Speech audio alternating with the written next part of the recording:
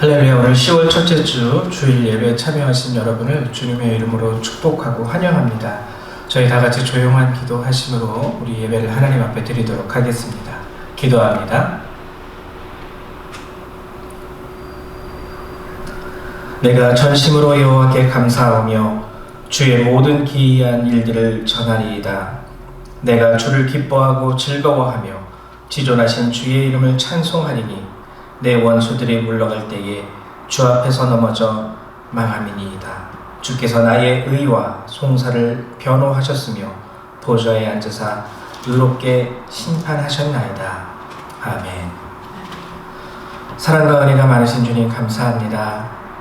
오늘 이렇게 주님 저희들을 다시 한번 불러주시고 모아주셔서 이 자리에 이렇게 함께 모여 예배드릴 수 있도록 허락해 주시고 이렇게 또한 영상으로나마 하나님의 말씀을 듣고 주님 기도하며 찬송하게 하여 주심을 감사드립니다. 오늘도 이 짧은 1시간 동안 주님 저희와 함께 하여 주시고 이 예배를 통하여 우리에게 합당한 은혜를 허락하여 주시며 또한 우리의 예배를 받아 주시옵소서. 함께 하여 주실 주님의 은혜 감사드리며 우리 주 예수님의 이름으로 기도했습니다. 아멘. 우리 다 같이 사도신경으로 신앙 고백하도록 합니다. 우리 신앙 고백합니다. 나는 전능하신 아버지 하나님 천지의 창조주를 믿습니다. 나는 그의 유일하신 아들 우리 주 예수 그리스도를 믿습니다. 그는 성령으로 잉태되어 동정녀 마리아에게서 나시고 본디오 빌라도에게 고난을 받아 십자가에 못 박혀 죽으시고 장사된 지 사흘 만에 죽은 자 가운데서 다시 살아나셨으며 하늘에 오르시어 전능하신 아버지 하나님 우편에 앉아 계시다가 거기로부터 살아있는 자와 죽은 자를 심판하러 오십니다. 나는 성령을 믿으며 거룩한 공교회와 성도의 교제와 죄를 용서받는 것과 몸의 부활과 영생을 믿습니다. 아멘. 우리 찬송가 3장 함께 찬양합니다.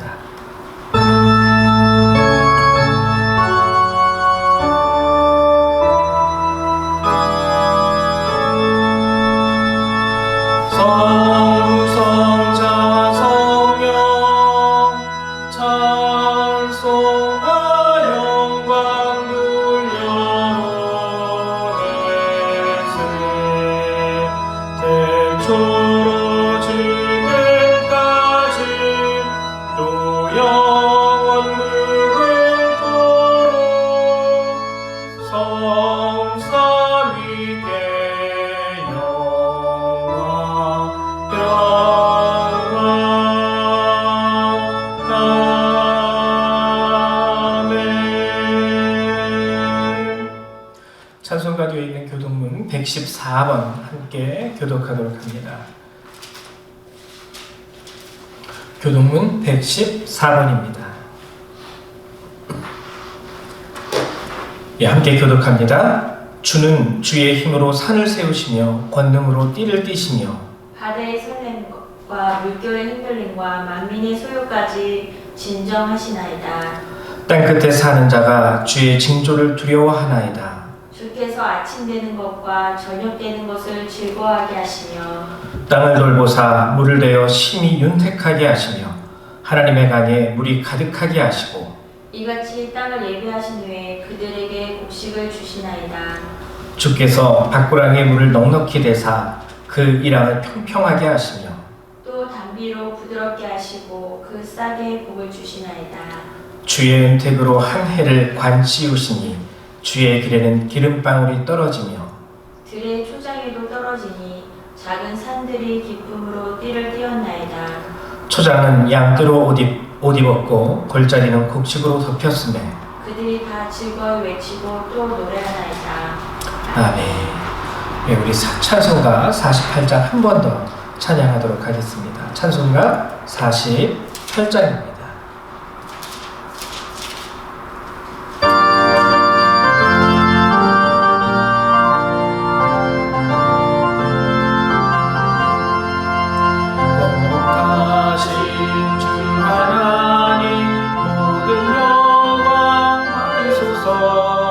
주의 자녀 함께 모여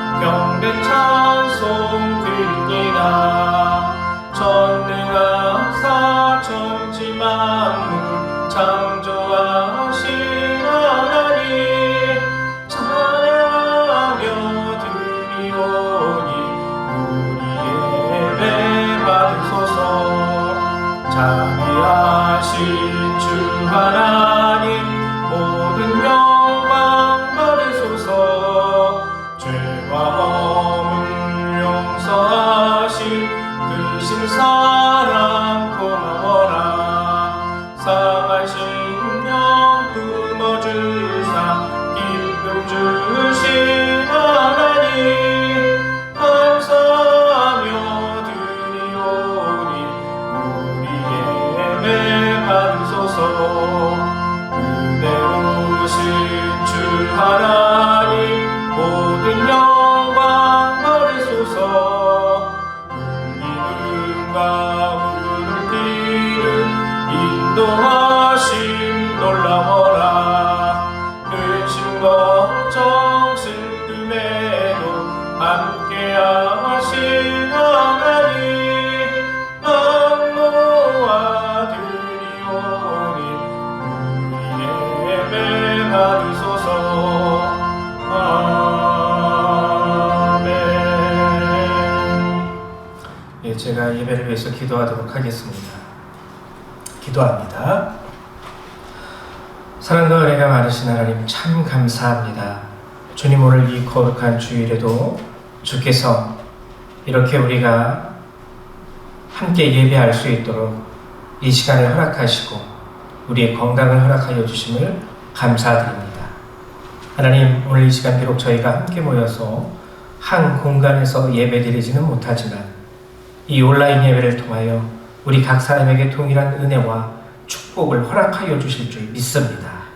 하나님, 전심으로 주를 찾고 진정한 마음으로 이 예배 가운데 임하는 주의 모든 백성들에게 은혜로 임하여 주시고, 하나님 이 시간을 통하여 저들의 부족함을 채우시고 저들의 죄를 씻기시며 하나님 저들의 필요한 모든 것을 하나님 은혜로 공급하여 주시옵소서.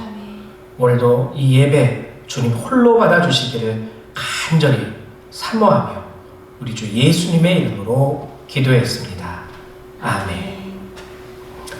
네, 감사합니다. 우리 하나님의 말씀 같이 찾아가 보도록 하죠. 하나님의 말씀 요한복음 9장 1절에서부터 12절의 말씀입니다. 요한복음 9장 1절에서부터 12절까지의 말씀입니다. 예, 신약성경 161페이지 다 찾으신 줄로 알고 한 절씩 교독합니다. 예수께서 길을 가실 때에 날 때부터 맹인된 사람을 보신지라. 제자들이 물어 이르되 라비여, 이 사람이 맹인으로 난 것이 누구의 죄로 인함이니까? 자기니까 그의 부모이니까? 예수께서 대답하시되 이 사람이나 그 부모의 죄로 인한 것이 아니라 그에게서 하나님이 하시는 일을 나타내고자 하심이라. 때가 아직 낮음에 나를 보내신 이의 일을 우리가 하여야 하리라. 밤이 오리니 그때는 아무도 일할 수 없느니라. 내가 세상에 있는 동안에는 세상의 빛이로라.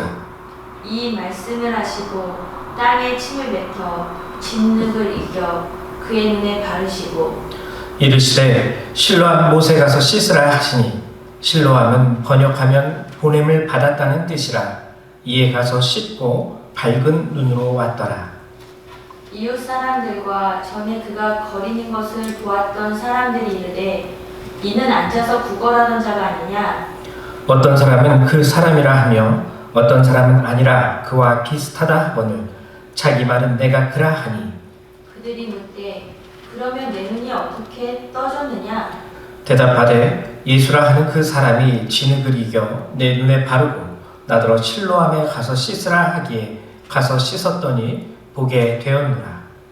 그들이 이르되 그가 어디 있느냐? 이르되 알지 못하노라 하니라.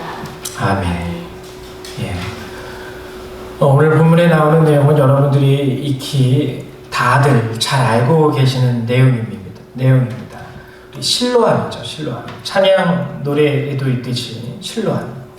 맹인을 만나셔서 진흙을 이기시죠. 땅에 침을 뱉으시사 진흙을 이기셔서 그의 눈에 발라주시고 실로암 못에 가서 씻으라.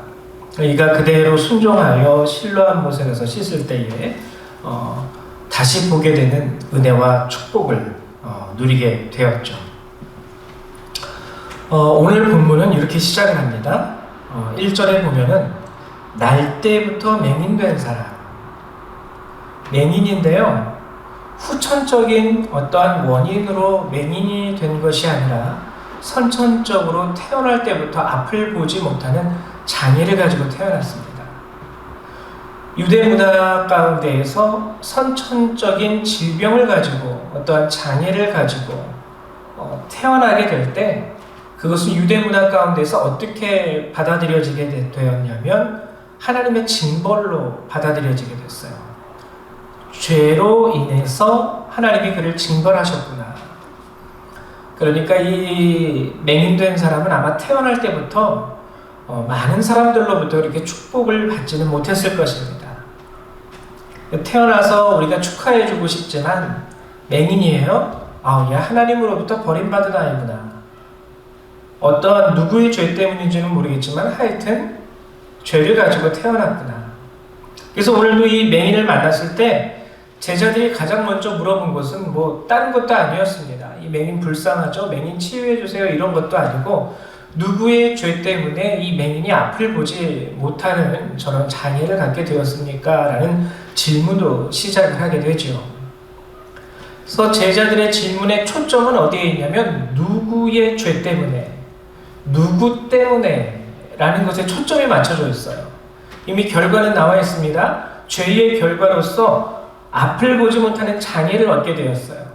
더 이상 장애에 대한 관심을 보이기보다 그 장애가 나타나게 된 원인, 누구 때문에 라는 것에 제자들은 집중하고 있죠. 근데 예수님의 대답을 한번 볼까요? 3절에 보면 일단 주님이 말씀하신 것은 아니라예요. 아니라. 그러니까 부모의 죄 때문도 아니고 이 사람 자신의 죄 때문도 아니라. 여기서 아니라는 또 이 말씀의 뜻은요, 초점을 거기에다 맞춰서는 안 된다라는 거예요. 너 때문이야, 너 때문이야. 그게 아니라는 거예요. 이 사람이 맹인된 이 일에 대하여 주님이 말씀하시는 중요한 일을 우리가 함께 보도록 할 텐데요. 먼저 3절에는 이런 말씀을 하십니다. 하나님이 하시는 일을 나타내고자 하심이라. 하나님이 하시는 일. 그리고 4절에 보면 나를 보내신 이의 일, 즉 하나님의 일이죠. 나를 보내신 이, 그는 하나님입니다. 하나님의 일을 우리가 하여야 하리라. 즉 이 사람을 통해서 하나님이 뭔가 일을 하실 것인데 그 일을 우리도 해야 돼. 이렇게 말씀하신 거예요. 예수님은. 죄 누구 때문인지 그거 따지는 게 옳지 않아. 그거 따지는 게 하나님의 뜻이 아니야. 다만 이 사람을 향한 하나님의 일, 이 사람을 통해서 이제 하나님의 일을 나타내실 것인데 그 하시는 일을 우리도 해야 된다라는 것에 오히려 초점을 두고 제자들에게 말씀하고 계시죠. 그리고 5절에 내가 세상에 있는 동안에는 세상의 빛이다, 빛이로라 말씀을 하십니다. 여러분 여기에는요 아주 중요한 의미가 담겨져 있습니다. 여러분 잘 보세요. 태어나면서부터 맹인되었던 자이죠. 태어나면서부터 맹인이 되었던 이 사람은 유대문화 가운데에서 원죄를 가지고 태어난 사람이에요.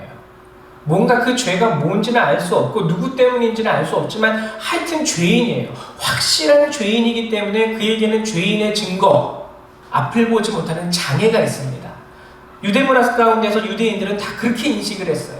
근데 오늘 하나님께서는 예수님이 말씀하시기를 뭐냐면 이 죄인에게 하나님이 하실 일, 하나님이 그 일을 너희들에게 나타내실 것이다. 너희들도 그 일을 해야 된다. 그러면서 말씀하시기를 내가 세상에 있는 동안에는 세상의 빛이라. 여러분 느낌이 오지 않으십니까? 이 맹인은요 오늘 모든 죄된 인류를 대표하는 사람입니다. 성경이 얘기하기를 의인은 없나니 하나도 없다라고 그랬어요. 우리는 모든 사람은요 장애가 있든 없든 하나님 앞에 이 땅 가운데 죄를 지은 사람입니다. 그 죄된 인류, 그래서 스스로를 구원할 수 없고요. 스스로의 힘으로 구원을 얻어낼 수 없는, 결과적으로 보면 비극적인 종말 밖에는 우리에게 주어진 것이 없는 죄된 인류. 그가 바로 맹인이에요. 근데 오늘 본문을 보면 하나님께서 이 맹인 가운데 무슨 일을 하십니까? 새 일을 행하시죠. 새 일을 행하십니다. 그게 무엇입니까? 다시 보게 되는 거예요. 구원하신다는 겁니다. 비록 네가 죄인이고 이 땅 가운데 죄를 지었기 때문에 죽을 수밖에 없는 죄인이긴 하지만 이제 하나님이 너에게 새 일을 행하리니, 그리고 그 새 일, 하나님이 하시는 일을 우리도 하여야 된다. 그럼 그 일은 무엇일까요? 조금 유추해 볼 수 있는 게, 주님이 세상에 있는 동안에는 세상의 빛이라 말씀하셨습니다. 우리는 그 빛의 통로가 되어야 되는 거예요. 주님이 비추시는 그 빛, 이 땅 가운데 모든 죄인들을 위하여 베푸시는 그 은혜의 빛, 구원의 빛을 우리가 그대로 전달할 수 있는 전달자가 되어야 합니다. 태양이 비칠 때 태양을 비춰줄 수 있는 적어도 거울의 역할, 전기를 틀었을 때 그 전기가 공급될 수 있는 전선의 역할, 그게 바로 오늘 주님이 우리에게 말씀하신 우리가 하여야 된다라고 하는 일의 주체가 되는 것이죠. 결론부터 제가 여러분들에게 말씀을 드립니다. 주님은요, 오늘 이 맹인을 고치시면서 우리에게 이것을 가르쳐 주시길 원했던 거예요. 누구의 죄인지를 따지고 묻고 네가 잘못했네, 네가 잘못했네를 따지는 것이 하나님이 바라시는 뜻이 아닙니다. 다만 죄된 자, 앞을 보지 못하는 자, 깜깜한 자, 어두움에 갇혀있는 그 사람을 하나님이 오늘 빛 가운데로 이끌어내시고 그 어두움을 걷어내는 사역, 그 일을 제자들에게 보여주신 거예요. 가르쳐주신 것이죠. 구원의 사역을 의미하는 겁니다.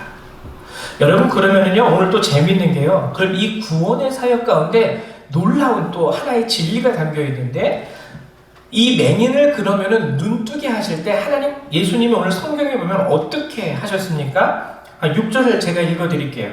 이 말씀을 하시고 땅에 침을 뱉어 진흙을 이겨 그의 눈에 바르시고. 자, 여러분, 진흙을 이겼어요.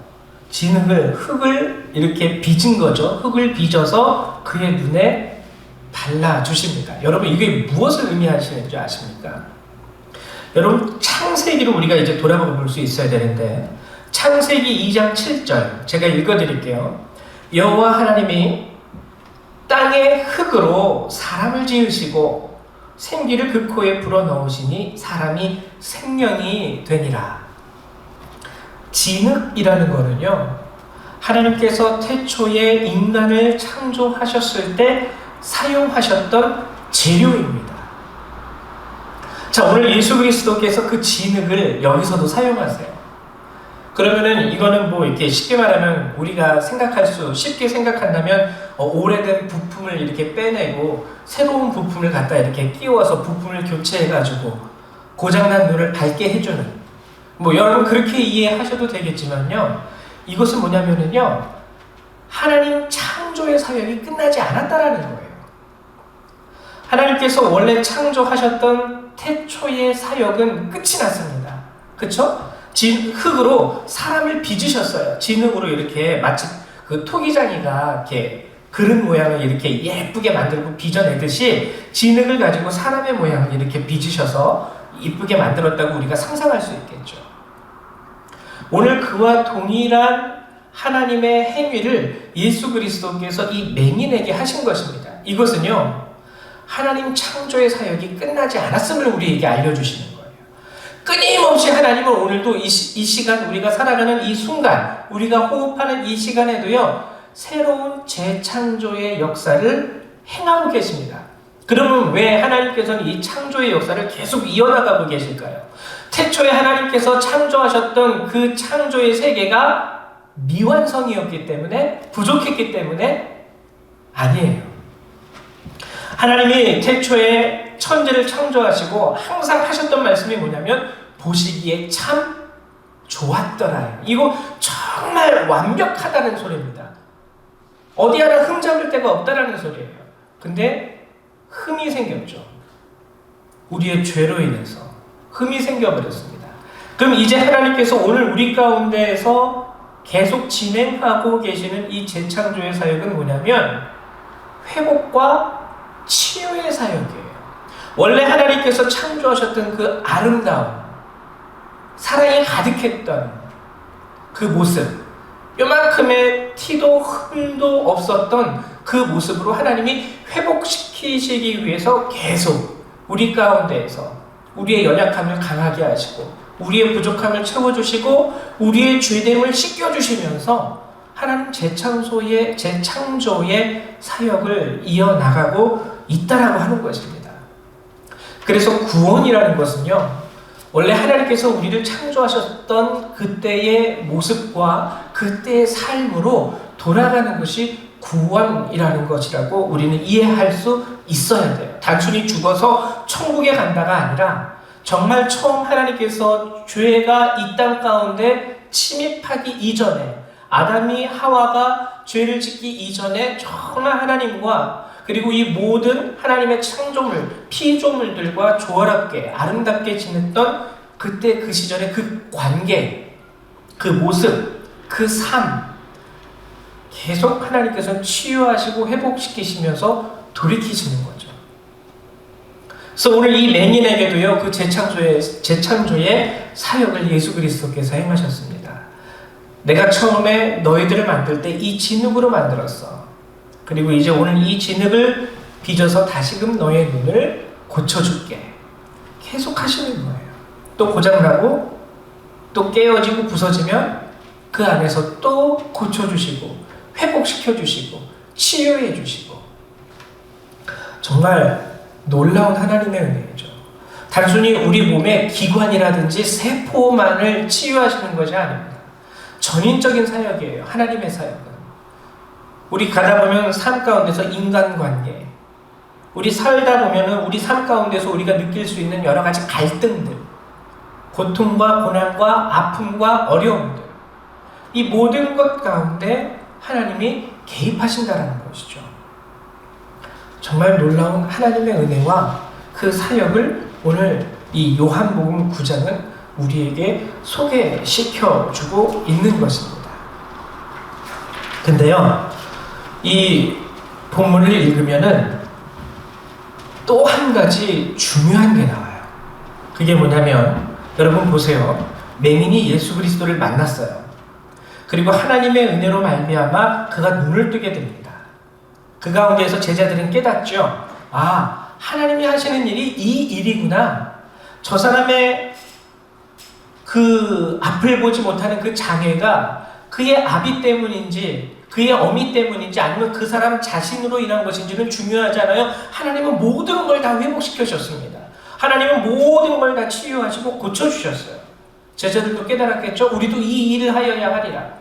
제자들이 해야 하는 일은요, 이게 누구 때문이야? 라는 정정한 판단이 아닙니다. 하나님이 이것을 고쳐주시고 이것을 치유해주시고 하나님이 이것을 회복시켜 주십시오. 근데 진정한 회복은 언제 일어납니까? 어떻게 일어납니까? 오늘 보면은요, 예수님이 진흙을 이겨서 그의 눈에 발라주세요. 그러면 여기서 끝났나? 여기서 완성이 되었습니까? 여기서 진흙을 발라주자마자 눈이 떠졌습니까? 그렇지 않죠? 7절에 보면 이르시되 실로암 못에 가서 씻으라 하시니, 실로암은 번역하면 보냄을 받았다는 뜻이라. 이에 가서 씻고 밝은 눈으로 왔더라. 진정 눈이 떠지는 순간은 실로암에 가서 눈을 씻었을 때 그 순간이었습니다. 예수님의 터치가 이루어진 순간이 아니라 실로암에 가서 눈을 씻었을 때. 굉장히 중요한 의미를 우리에게 가르쳐주고 있어요. 그래서 우리는 이 요한복음 9장의 이 말씀을 읽으면은, 아, 예수님을 만난 이후에 우리도 실로암, 보냄을 받았다. 그래가지고 내가 보냄받은 곳으로 가야 되는구나 라는 생각을 하게 되기 쉽습니다. 물론 그것이 맞습니다. 그러나 여기 오늘 7장에서 보면은요, 그쵸, 본문의 맥락으로 이해하면은 실로암에 가서 씻으라 했기 때문에 실로암은 어느 특정한 장소예요. 이 본문의 맥락으로 우리가 이해를 하자면.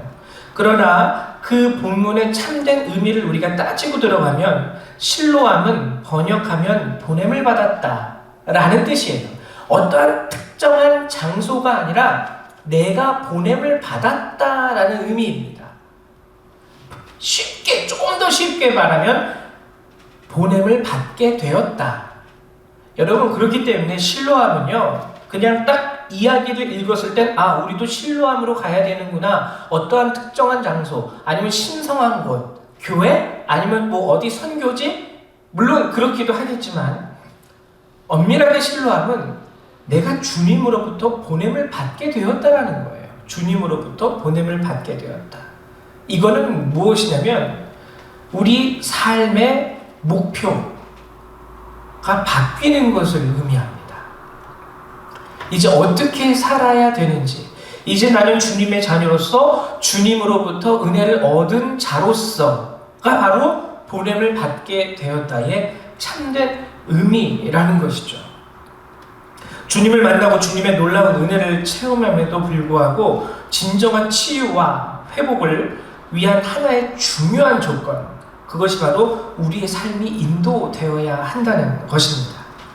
여러분, 우리가 마트를 가게 되면 시식 코너가 있죠. 시식 코너에 가면은 가끔 가다가는 우리가 맛보기 힘든, 평소에는 먹어보기가 쉽지 않은 그런 좋은 고기와 음식과 해산물들을 시식 코너에서 이만큼씩 맛보기로 주는 경우가 있습니다. 물론 그것을 이제 맛만 봐도 참 맛있죠. 맛보는 것만으로도 뭐 충분하다고 얘기할 수 있을 수도 있겠죠. 근데 맛보고 거기서 끝나는 게 은혜가 아니에요. 자, 이제 맛봤으니까 딴 데 가자. 이게 은혜가 아닙니다. 은혜라는 것은요, 이제 체험을 했어요. 예수 그리스도를 만났어요. 주님이 나의 눈에 진흙을 이겨서 발라주셨어요. 그 다음에 은혜라는 것은 뭐냐면 나의 삶이 그분으로부터 보냄을 받게 되었을 때, 이제 주님 만났으니까 됐어요. 주님이 내 눈에 진흙을 이겨 발라주셨으니까 됐습니다 하고 이전의 삶으로 돌아가는 것이 아니라, 이전의 삶으로 돌아갔다면, 실로암으로 가지 않았다면 이 사람은 그냥 진흙을 바른 상태 그대로 맹인으로 계속 살아가는 거예요. 그냥 주님이 그 두 손으로 내 눈에 진흙을 이겨주셨다라는 것, 그것 외에는 이 사람이 얻을 게 아무것도 없습니다. 은혜는 시식 코너가 아니라는 것이죠.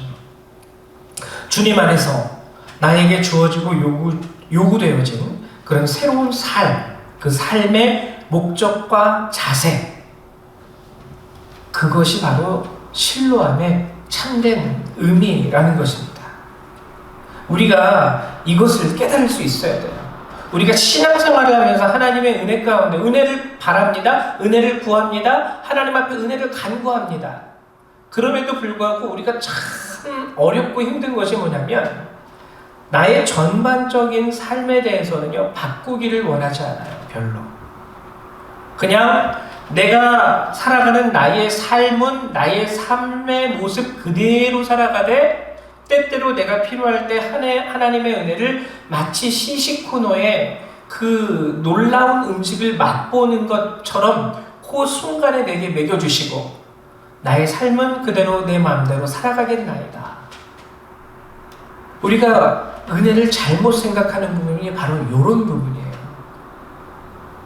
결국 맛은 볼 수 있겠지만 맛보는 것만으로 배부르기는 쉽지 않겠죠. 맹인이 실로암에 가지 않았다면 최종적으로 눈 뜨는 것에 대해서는 하나님의 놀라운 은혜를 체험하기가 쉽지 않았을 것입니다. 아니, 쉽지 않았다라기보다 못했을 것입니다. 우리도 이와 같은 것이 필요한 것이죠. 여러분, 누가복음 5장에 보면은요, 베드로가 처음 예수님을 만났을 때의 모습이 기록이 되어 있습니다. 제가 읽지는 않고 얘기로 여러분들에게 전달해 드릴 텐데요. 베드로가 이제 밤새 고기를 잡았어요. 근데 한 마리도 잡지 못했습니다. 그리고 기진맥진해요. 밤새 일했으니까 피곤하겠죠. 육지로 올라와서 배를 대고 그물을 싣고 있었어요. 이거는 뭐냐면 일을 마치고 이제 다음 일을 위해서 마지막으로 사용했던 그물을 정비하고 있었다는 뜻입니다. 그때 예수님이요, 이 베드로와 그 어부들에게 얘기합니다. 깊은 데로 가서 그물을 내려라. 밤새도록 일을 해서 고기 한 마리를 얻지 못했습니다. 이제 쉬고 싶은데 그때 그래서 이제 그물까지 다 정리를 해놨는데 예수님이 오셔서 하신 말씀이 깊은 데로 가서 그물을 내리래요. 근데 베드로가 그 말씀을 받고 깊은 데로 가서 그물을 내립니다. 그랬더니 고기를 엄청나게 잡게 되죠. 놀라울 정도. 그때 예수님이 이제 베드로에게 한마디를 더 하세요. 그게 뭐냐면 나를 따르라예요. 뭐라고 말씀하셨죠? 사람을 낚는 어부가 되게 하리라. 사람을 낚는 어부가 되게 하리라. 자, 이게 바로 실로암입니다. 베드로에게는 이게 실로암이에요. 그때 만약에 베드로가 거부했다면, 아유 됐어요, 이 정도 고기면은 내가 적어도 한 달은 먹고 살 만한 재정을 얻을 수 있겠네요. 한 달 후에 다시 봅시다. 예수님 한 달 후에 다시 오셔서 또 고기 좀 많이 잡을 수 있게 은혜 주시고 축복 주세요. 예수님이 한 달 후에 다시 오셔서 또 그렇게 하셨다면 고기를 또 많이 얻을 수 있겠죠.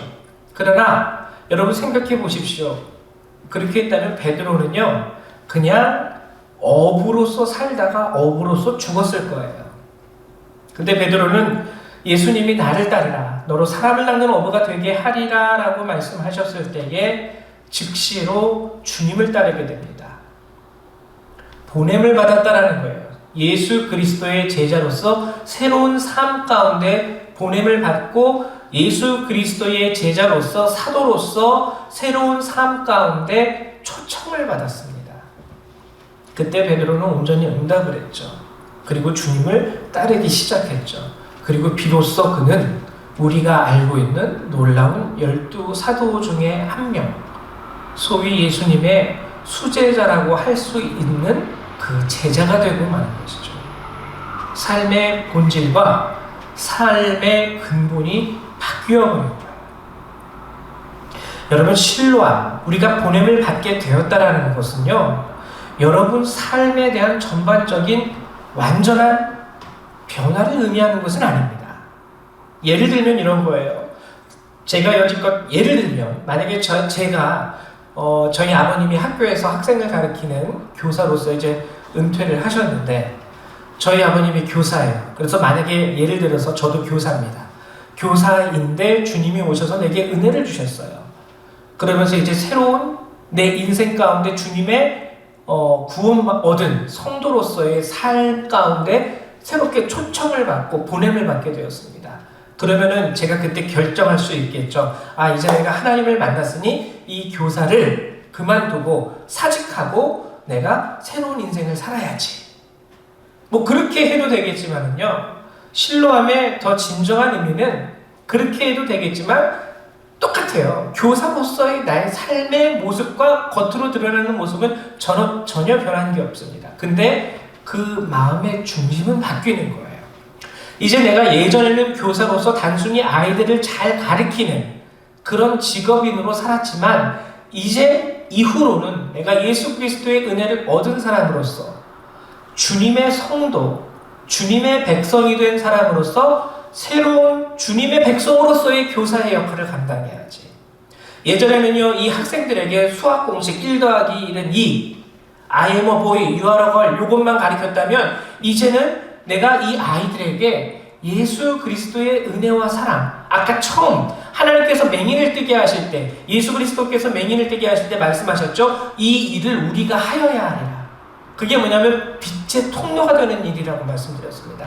나는 세상의 빛이라 말씀하신 그 주님의 빛을요, 우리가 어떻게 주님의 빛을 스스로가 발할 수 있겠습니까? 다만 나를 통해서 그 빛이 흘러나가게 하는 거예요.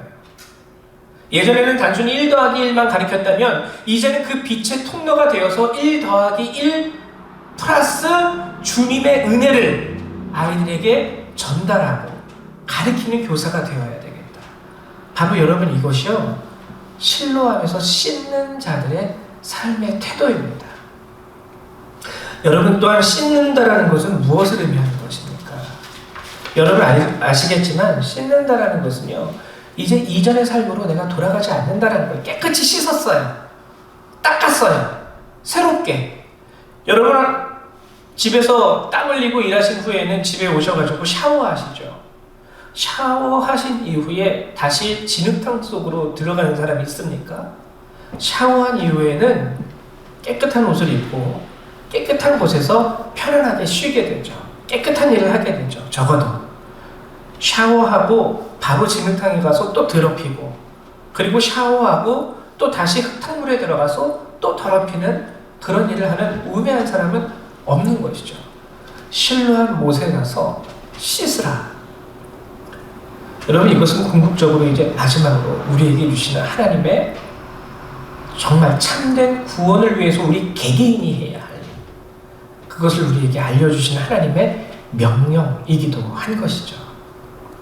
이때 비로소 맹인은 눈을 뜨게 됩니다. 아까 얘기했듯이 태어나면서부터 죄인 되었던 그가 그 죄의 굴레를 벗어버리고 빛을 보게 되고 소위 구원을 얻게 되는 것이죠. 우리도 동일합니다. 이 세대를 살아가는 그리스도인으로서 안타까운 것 중에 하나는 뭐냐면, 우리가 예수님의 이름을 부르고 예수님의 은혜는 사모하지만 그 은혜를 받은 이후에 우리 삶의 변화를 위해서 거기까지 애쓰고 신경 쓰는 사람은 없는 게 참 아쉬워요. 그냥 은혜를 받는 것 가운데에서 그리스도인의 삶으로서의 가치를 끝내버립니다. 이제 은혜를 받았으니 주님 내게 명령하신 그 실로한 못, 즉 나도 보냄을 받은 자로서 그곳에서 다시 나의 삶을 씻고 예전의 모습을 벗어던지고 주님의 자녀로서 살아갈 수 있는 새로운 삶, 보냄받은 삶, 초청받은 삶, 그 삶까지 나가서 사는 것, 우리가 잊고 사는 삶의, 그리스도인 된 삶의 모습이라는 것이죠. 아까 얘기했듯이 시식만으로는 배부르기가 매우 힘들어요. 그나마 시식만으로 배 부를 수 있습니다.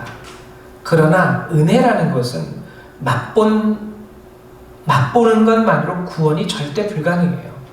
한 번 은혜를 받았어요. 2번 받았어요. 100번 받았어요. 그럼에도 불구하고 우리가 실로한 못에 가서 씻는 결과가 우리 삶 가운데 나타나지 않는다면, 보여지지 않는다면 우리는 그 은혜만 맛보았을 뿐이지 구원은 얻지 못하는 우매한 자가 되고 마는 것이죠. 날 때부터 맹인된 이 사람, 그 사람을 고치신 주님의 사역, 이제 우리는 그리스도인으로서 누구의 죄를 보았을 때 또는 나의 죄를 들어보았을 때 그 죄의 원인, 누구 때문에 어디서부터 무의미합니다. 너 때문이야, 너 때문이야, 나 때문이야, 내가 왜 그랬을까? 다 무의미해요. 의미 있는 것은 그렇게 고장난 나, 그렇게 상처받은 나, 그렇게 아파하고 있는 나를 주님이 전인적으로 치유시키시고 회복시키시, 그 자리에 나갈 수 있어야 되고, 그 후에 주님이 나를 부르실 때에 이제 나의 자녀가 되었으니, 이제 너도 천국을 소유한 자가 되었으니 하나님의 사람답게 살아갈 수 있도록 하여라. 그때 우리가 그 응답과 초청에 바로 응답할 수 있는 자세. 그렇다면 여러분들이 그러한 삶을 살아가고 계시다면 여러분 이미 실로 안에서 눈을 씻은 자가 될 수 있는 것이죠. 그러한 삶으로 인해서 여러분들의 삶과 인생 가운데 하나님의 구원과 회복시키시고 치유시키시는 그 전인적인 재창조의 역사가 여러분들의 인생 가운데 가득하시기를 주님의 이름으로 축원합니다. 우리 잠깐 기도하도록 하겠습니다. 사랑과 은혜가 많으신 하나님 참 감사합니다. 하나님, 주님 말씀하신 의인은 없나니 하나도 없다 말씀하셨습니다. 아담과 하와로 인하여 우리 가운데 죄가 들어왔고 그 죄가 우리 가운데 역사함으로 인하여 우리 모두 죄인 되었습니다. 그러나 하나님께서 우리 가운데 함께 하시고 이 땅 가운데 오셔서 죄된 우리를 고쳐주시고 죄로 인하여 어긋나버린 우리 관계를 회복시키시고 우리의 육신과 우리의 모든 삶을 다시금 처음 창조하셨던 그때의 모습으로 치유하시고 회복하시는 하나님인 줄 믿습니다.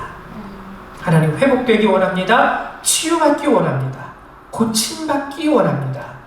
주님, 우리의 눈에도 진흙을 발라 우리의 눈에 붙여주시고 하나님, 주님이 실로암 못에 가서 씻으라 명하실 때에 하나님, 우리 역시 우리의 삶을 실로암 가운데 두고 우리의 삶을 씻을 수 있는 그러한 참된 주님의 백성과 자녀들이 다 될 수 있도록 도우시고 인도하여 주시옵소서. 오늘도 은혜 주심에 감사를 드리며 주 예수님의 이름으로 기도했습니다. 아멘. 우리 이 시간에는 321장 함께 찬양하시면서 준비하신 예배를 하나님 앞에 드리도록 하죠. 321장입니다.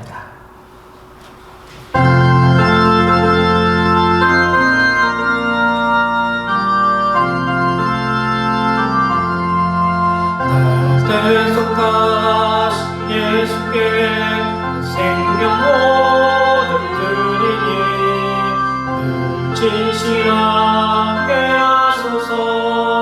내 구주 예수여, 나 부주의 살리라. 내 기쁨 한량 없으리. 내 갈 길 인도하소서.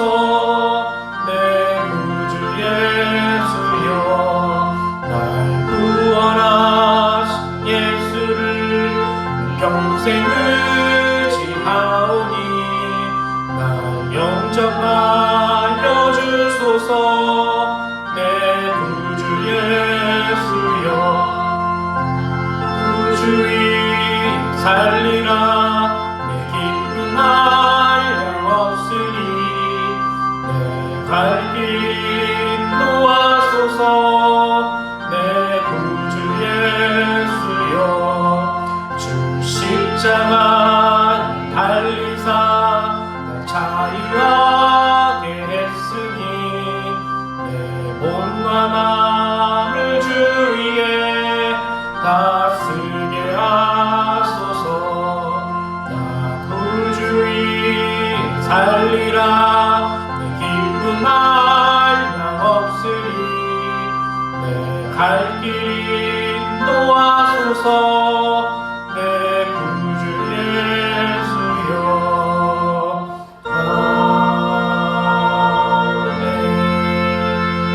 아멘.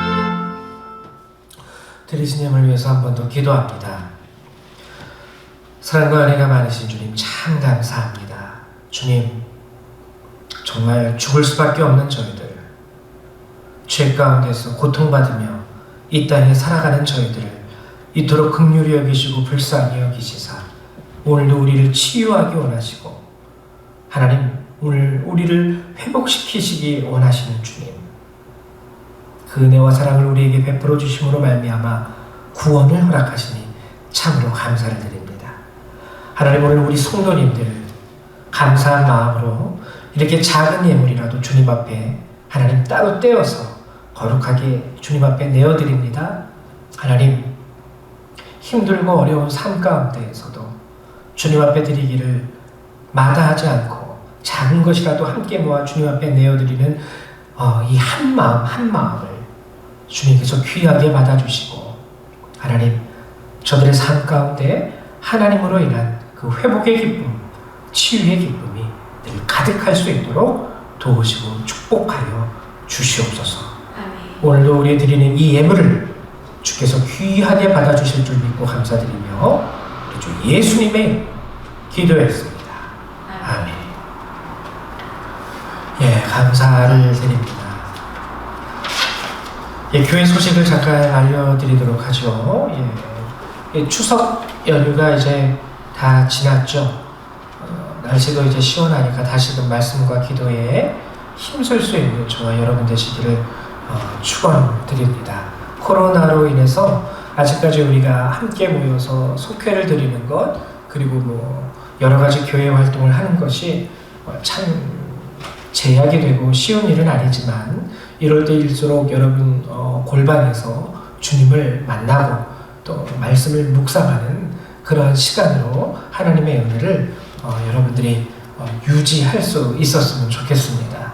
비록 시대는 조금 힘들고 어려운 시대이긴 하지만 주님의 은혜는 변함이 없으니까 여러분들이 있는 그곳에서 주님을 만나는 시간, 그리고 주님과 함께하는 시간을 따로 떼서라도 여러분들의 신앙 가운데 하나님의 은혜를 늘 경험하면서 살아갈 수 있게 되시기를 주님의 이름으로 축원드립니다.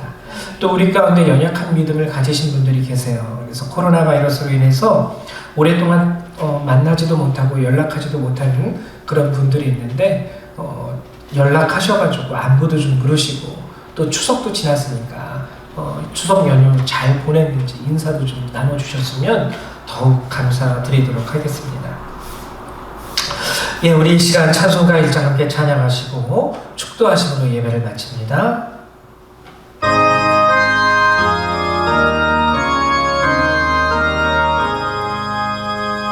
만복의 근원 하나님 온 백성 찬송 드리고 천천사여 찬송하세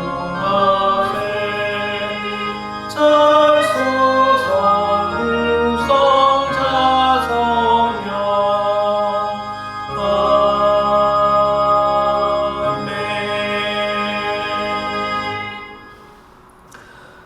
사랑과 은혜가 많으신 하나님 참 감사합니다. 먼저 우리들의 아픔을 돌아보시고 우리의 연약함과 부족함을 돌아보시사 채우시고 은혜 주시고 능력 주시는 주님, 우리 모든 성도들 가운데 함께 하시사 때를 따라 도우신 하나님의 그 놀라운 은혜와 축복으로 저들을 치유하시며 회복시키시고 강건케 하여 주시옵소서. 이제 예배를 마치고 우리의 삶으로 돌아가는 모든 성도들, 그들의 삶과 머리 위에 하나님의 은혜와 예수 그리스도의 사랑과 성령의 능력이 늘 항상 함께하여 주시길 성부성자 성령 하나님의 이름으로 간절히 축원하옵나이다. 아멘.